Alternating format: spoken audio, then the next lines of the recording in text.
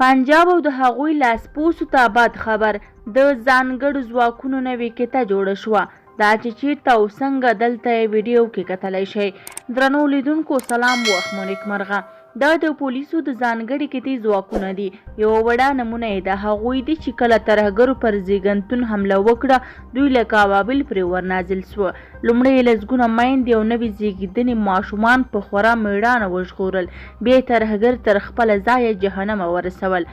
ولسمشر غني د خپلې دورې له پیل سره زیات پام د امنیتي او دفاعي ځواکونو کمیت او کیفیت ته ورکړ. د سرتیرو په هره برخه کې ځانګړې کتې رامنځته کړې. ویل کېږي همدا لامل و چې د بهرنیو ځواکونو د مرستې پرته افغان ځواکونو د پنجاب له موقتي استعمار او استثمار څخه مور وطن وژغوره. ویل کېده که بهرني ځواکونه له عملیاتو لاس واخلي افغان سرتیري نسي توانېدی چې د پنجاب او ملګرو پر وړاندې بریالي سي. دا هم ویل کېده چې ولایتونه به سقوط سي.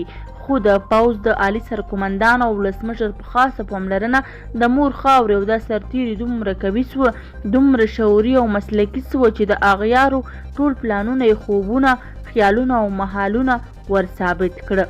انځورونو کې یوازې د کندوز ولایت د پولیسو د ځانګړي کتې نمونهګۍ وینئ. سرتیري لوی نعمت دی. زموږ ویډیو تر همدې ځایه وه. که مو ویډیو خوښه شوې وي ویډیو لایک او زموږ چینل سابسکرایب کړئ.